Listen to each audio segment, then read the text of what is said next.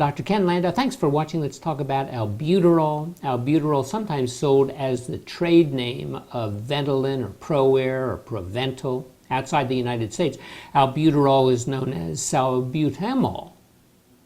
Well, this is an inhaled, short-acting bronchodilator. It's used mostly to treat asthma and chronic obstructive lung disease. Sometimes it's referred to as an SABA, a short-acting beta agonist.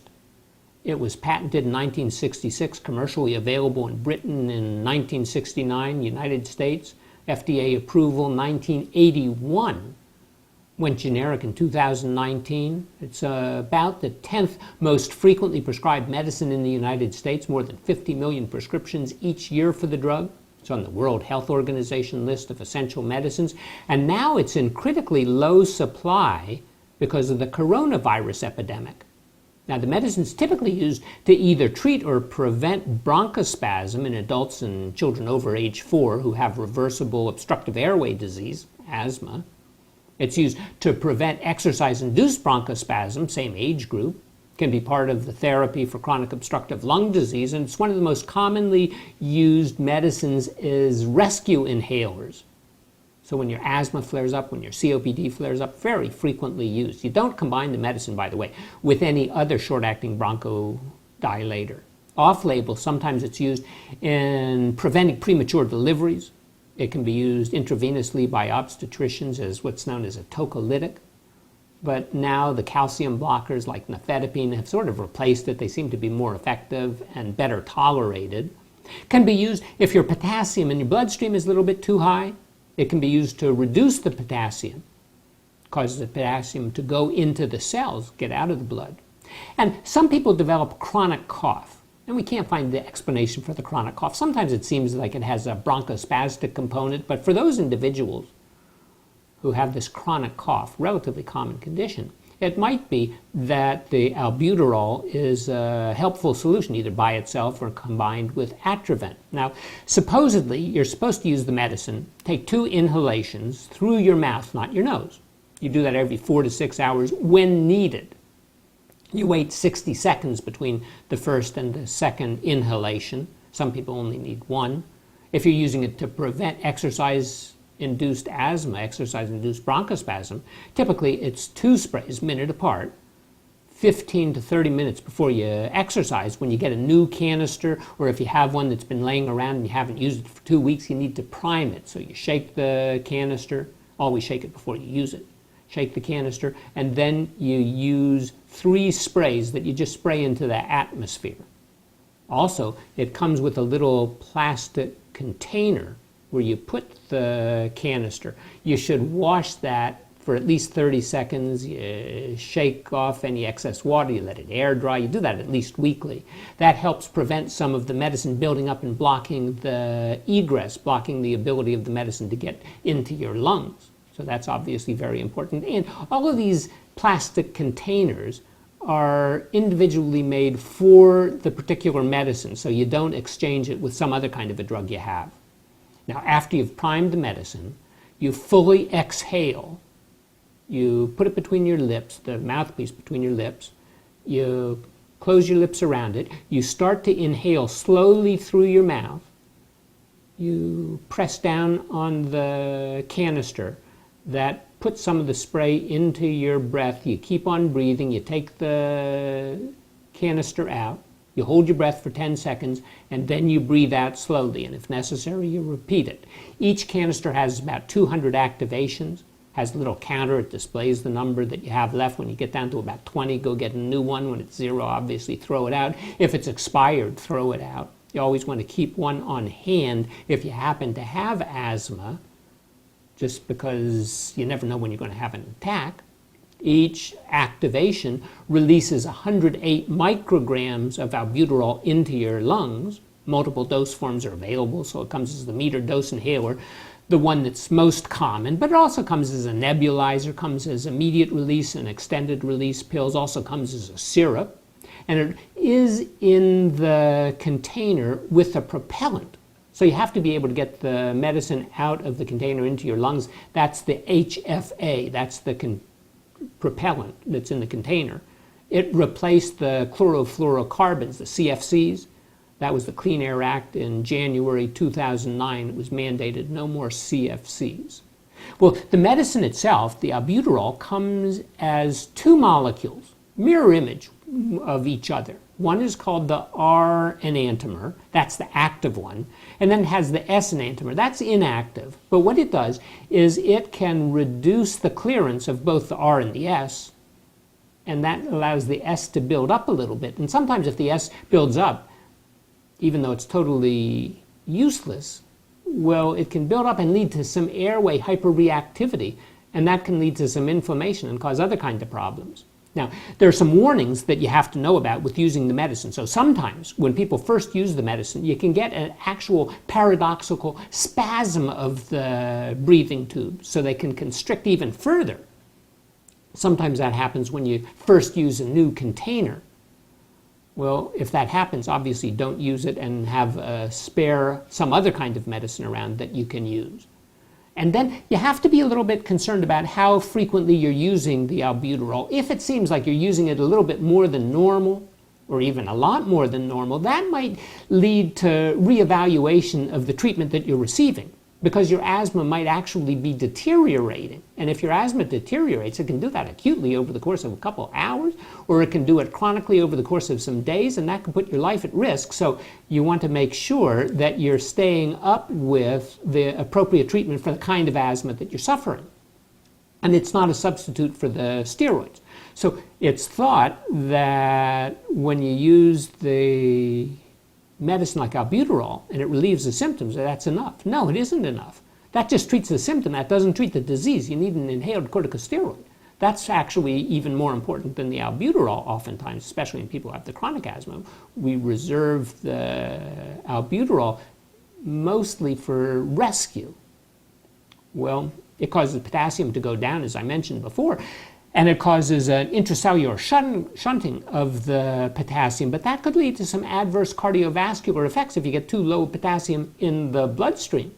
Usually it's transient, usually it's a short period of time, but it might be important if you're taking a diuretic and you already have a low level of potassium, or if you have renal failure, if you have diabetes or hyperthyroidism, or certain people with heart disease. And talking about the heart, it stimulates the cardiovascular system. So for people who have cardiovascular disease or convulsive disorders, got to be a little careful of the medicine so you don't use it in excess of the recommended dose. If you do, in some people, it could be fatal, can lead to increased blood pressure, increased heart rate, electrocardiographic change, even cardiac arrest. So do treat the medicine with respect and treat asthma with respect. And in some people, there's a hypersensitivity reaction that might be associated with use of the medicine. You can develop some urticaria or some swelling of the upper respiratory passageways, your tongue, and can develop bronchospasm. Medicine's associated with some side effects. Side effects that are very common are tremor and nervousness. Each about 20% of the people, 1 in 5, going to develop some symptoms like that. But then some people develop headache or increased heart rate, increased blood pressure. Sometimes there's some musculoskeletal pain or some dizziness, sometimes some pharyngitis, sore throat, or runny nose, or sometimes some hoarseness. Some people develop some flushing. Some people complain of insomnia. More seriously, it can cause a critically low level of the potassium, lead to irregular heartbeat. Sometimes the medicine, as I mentioned, can lead to worsening of the bronchospasm, or in people who have chest disease, coronary artery disease, might lead to an angina attack, angina pectoris, chest pain. And in those individuals who have a severe sensitivity to milk protein, probably best to avoid this particular medicine.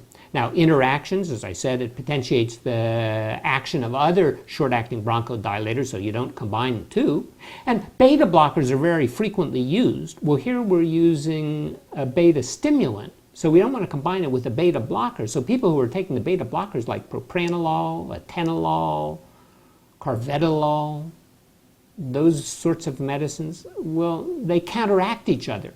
So if you happen to have asthma, you shouldn't be using a beta blocker for the overwhelming majority of people who are using the medicine for high blood pressure, maybe for regulation of your heart rate, or for stage fright, or for social anxiety disorder. Don't take the beta blocker. Talk to your doctor, obviously. If you're taking a diuretic, most diuretics cause the potassium to go down, so that might cause an issue. It can reduce the concentration of digoxin by about 20% in your bloodstream. And if you happen to be taking an MAO inhibitor, Nardil, Parnate, drugs like that, it can actually make the albuterol have worse effect on the cardiovascular system. Well, inside the canister, you have the albuterol. It's crystalline powder. It's soluble in water. You have the propellant. That's the HFA 134. And it's under pressure, so you don't go and puncture the particular device. Well, how does the medicine work? It stimulates some receptors. And those receptors are what we call the beta-2 receptors, beta-2 adrenergic receptors. And through some complex chemical action going through the ATP and then working on the phosphorylation of some myosin, it changes the intracellular calcium. And ultimately what it does is it stops the muscles from constricting, allows them to relax, and that allows more of the air to get out. It also seems to work on this little cilia, those little hair cells that line the respiratory passageways, so it helps move the mucus out. It acts as a sort of anti-inflammatory. It decreases the amount of histamine that's being released. Now, with age, there's somewhat of a decrease in the number of the receptors that the medicine happens to work on, but fortunately, when you use the medicine, it stimulates the production of some of the receptors, so it's sort of the yin and the yang. Well, it seems like each of the respiratory cells on the smooth muscle airway cells, each one of those cells has about 30,000 to 40,000 receptors, these beta-2 receptors. They're also on the lung epithelial cells, the blood cells that line the blood vessels, the endothelial cells, and some of the blood cells themselves, the mast cells and the eosinophils. So it seems that the density of these receptors increases as we go further down in the respiratory passageway, so that we have the highest concentration in the small airways and around the alveoli.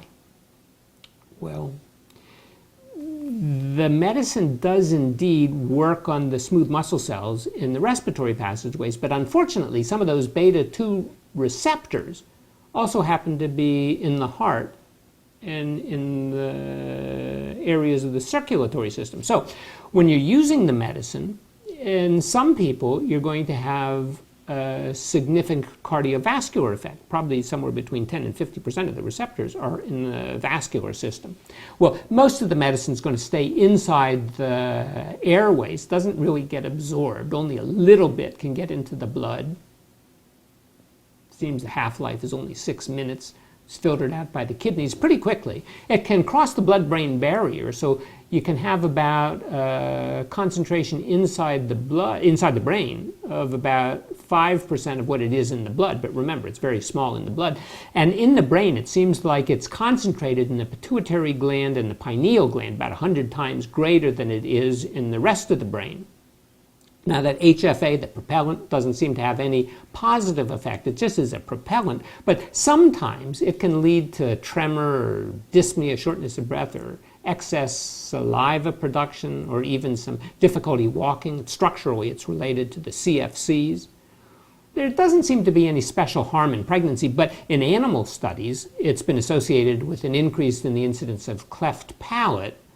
But poorly controlled asthma is associated with a significant number of problems for both the mother and the fetus, so we'll have to control the asthma. We do know that if we use radio-labeled albuterol, it does pass into the fetus. So the safety is not entirely clear. Labor and delivery, try not to use it because remember, it's going to stop the muscles from contracting, and during delivery, that's what you want. Well, lactation, it's not really well studied, so we don't have great data on whether it's present in the milk. Does it affect the production of the milk? Does it affect the child? But we do know that there's not that much in the bloodstream, so it's not going to get into the milk in substantial quantity, so we're not really worried about the medicine, and it seems certainly to be safe in the pediatric population. Older people, senior citizens, got to start with a relatively small dose, because remember, it can stimulate the heart too. So we have to be careful of people who might have heart disease or people who have kidney disease or even liver disease. And if you use too much of the medicine, you could overdose on it. And the signs of overdose are basically the same as just stimulating the beta adrenergic system, like having a whole bunch of epinephrine floating around your system. So you get some angina, can increase your blood pressure, cause some arrhythmias, nervousness, fatigue, lead to insomnia, the low potassium, maybe even some seizures. Fatalities don't typically occur in people who are otherwise healthy. The way the medicine works is it allows you to get air out of your lungs more fully. So the way we evaluate asthma is we look at what's known as the FEV1, the forced expiratory volume, how much air you can get out in 1 second. And typically it should be more than 80% of the air you're going to get out in your entire breath. So when we use medicine like albuterol, within the first hour it increases by about 18%. Within the second hour we're still up about 17%. By the third hour it's only about 14% more than it was when we started. Now, after 4 hours, it's only 10%, and 5 and 6 hours, it's down to less than 7%. So that means it's a short acting. That's where the SA comes from, the short acting. Well, the median time from when you inhale the medicine until it starts to work is about 8 minutes. The peak effect is going to be about 45 minutes. The duration of its action is going to be about 3 hours. Some people are going to get a little bit extra. It seems to work about the same in children as it does in adults. If you're using it for prevention of exercise-induced bronchospasm or asthma, well, it increases the amount of air you can get out. And when you exercise, you seem to maintain about 80% of the activity. So that's relatively good. You store the medicine at room temperature. Remember, the contents of the canister are under pressure, so don't puncture it, don't incinerate it, keep it from freezing, don't expose it to direct sunlight, and in the summertime, don't leave it in your car, because when it gets to more than 120 degrees, it can explode, it can rupture. And obviously, it's meant for the respiratory passageways. Don't spray it in your nose and don't spray it in your eye. Now, if you happen to have such severe asthma that you can't really take a deep breath, or if a child has asthma and doesn't have the coordination, it can be used either with the spacing device or it can be used as a nebulizer. Nebulizers can be battery operated or electric, or they can be portable, or they can be static. So you can use that kind of medicine. It comes in a mist form, and it seems like it's easier to get the mist form in than it is to get the spray in. Well, asthma is a very common disease. About 26 million people in the United States have asthma, 300 million people throughout the world have asthma. About 80% will respond to these kind of medicines. Schools should keep albuterol in the nurse's office. About 50% of children who have asthma are going to miss at least 1 day of school every year because of their asthma. 60% of the deaths in children occur because of a sudden attack, and the children die within 1 hour. Now, fortunately, deaths from asthma, relatively small, but it's much higher than it needs to be. So you need to treat asthma at the first sign of a cough or a wheeze or shortness of breath or chest tightness. Those are the typical symptoms. Much more common in the pediatric population than the adult population, but it's not a static disease. Changes over time. Changes over time in the frequency and the severity and the occurrence and sometimes even the precipitating events. So you have difficulty with asthma getting the air out. So the smooth muscles constrict. You have the airways that make a lot more mucus. The airways themselves get actually thickened. So when you have the symptoms, and typically the symptoms occur together, you have more than one symptom. And remember, the symptoms typical of asthma are the wheezing, the shortness of breath, the chest tightness, and the cough. When you have those symptoms, that's when you begin the therapy. Asthma oftentimes occurs at night, worse on awakening in the morning, frequently triggered by exercise or laughter, or allergies, or cold air. Oftentimes triggered when you have a viral infection, oftentimes mistaken for chronic obstructive lung disease, often mistaken for congestive heart failure. Safety, well, when the medicines first came out, they didn't have the standard kind of safety and efficacy studies that we demand at the present time. So there were 2 large epidemics of deaths after the medicines became available. The short-acting bronchodilators, happened to be isoproterenol in the 1960s, caused the epidemic of death in the United Kingdom, and the long-acting bronchodilators, epidemic of death in New Zealand in the 1970s, got respect for the medicines very quickly. That led to concern about the safety and the use of these medicines. Now, there's little evidence since about 1990 that these medicines should be used regularly. These medicines, for the most part, are used as rescue inhalers. We like people who have asthma to use inhaled corticosteroids as the primary dose, sometimes inhaled corticosteroids in the long-acting bronchodilators.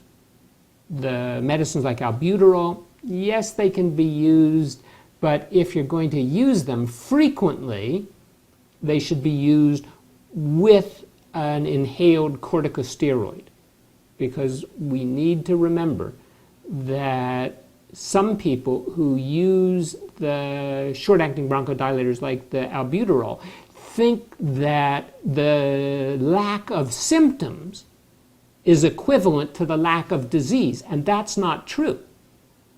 All the medicine does is it reduces the spasm of the airways.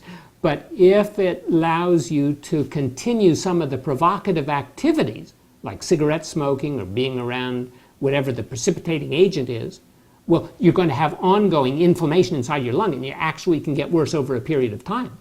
And then you might need more of the short-acting bronchodilator, the short-acting medicine like the albuterol, and it might not work as well if you use too much of it.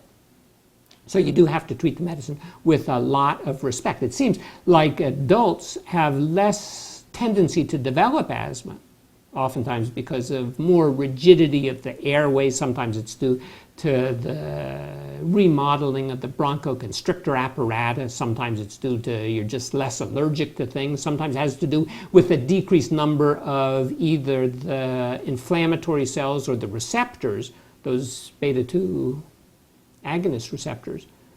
Well, whatever the cause is, it seems like the treatment is probably not going to be chronic use of albuterol. And as a matter of fact, the Global Initiative for Asthma, that's sort of the group that sets the standards for how we should treat asthma, says that one, if you have asthma, you should consider using the inhaled corticosteroids either by themselves or with the long-acting beta agonist, and use the short-acting drugs, use the albuterol, to take care of those acute events, but not to use chronically. And when you do use the medicine, when you do use the albuterol, use it with an inhaled corticosteroid. Now, the Global Initiative folks warn us that with the coronavirus, a lot of people are confused about what they should do, whether they should continue to use the inhaled corticosteroids or the other medicines, including the oral corticosteroids they might be using for their asthma. And the answer is yes, continue the medicine, but have an action plan with your doctor if you happen to have asthma. So know what you should do if your asthma happens to worsen. Know what medicine you should add or change to. Know when you should seek medical help. But as of 2019, the people at the Global Initiative say, you know, we're not going to recommend the short-acting bronchodilators by themselves. They don't protect you from the severe flares of asthma. So now they recommend that all patients who have asthma basically should have a daily low-dose inhaled corticosteroid. And sometimes you might have it associated with the long-acting bronchodilator. Sometimes you just use the inhaled corticosteroid by itself. And if you need the short-acting bronchodilator, if you need the albuterol, remember, consider using it with an inhaled corticosteroid. Now, if you use the albuterol, what's it going to do? It's going to increase your FEV1 by at least 12%. If it doesn't do it by at least 12%, it's not really working well. There's something else going on. And when you use it, your FEV1 should be at least 200 milliliters of air more than it was before you used the medicine. Now, as far as using it for COPD, again, remember C in COPD stands for chronic, And the SA in the albuterol, the short-acting beta agonist, means short-acting. So it's not really a standard therapy for chronic obstructive lung disease. It's a rescue inhaler. And if you need it too frequently, that means that you're not using the appropriate medicines for your COPD, and you should talk to your doctor about making appropriate kinds of change. Because again, COPD, the lack of ability to get air in, that can cause major kind of problems. So where was medicine developed? Medicine was developed in England by a division of Glaxo. It's called Allen and Hanbury's. They developed it as Ventolin, but interesting history of the medicine. Once it became available, it was actually banned in the 1972 Olympics. It was thought that people would use it for doping. Well, by 1986, there was so much controversy, they said, okay, we'll allow you to use the inhaled medicine, but not the oral medicine. That changed. So in 1990, there were so many of the athletes that were using the medicine, they said you have to have a doctor's note. You have to show us that you really have asthma. Well, the World Anti-Doping Agency went back and forth over this. They had a declaration of use in 2010 that they relaxed in 2011, and they said how much you could possibly use. We don't think that for those individuals who do not have bronchial asthma, that the medicine is actually going to enhance your performance. Interestingly, the medicine is also used to treat bronchospasm and cough in dogs and cats and horses. Now, the American College of Allergy, Asthma, and Immunology, in March 20 of 2020, they said certain areas in the United States had a shortage of the albuterol inhalers, and it probably was going to spread throughout the United States.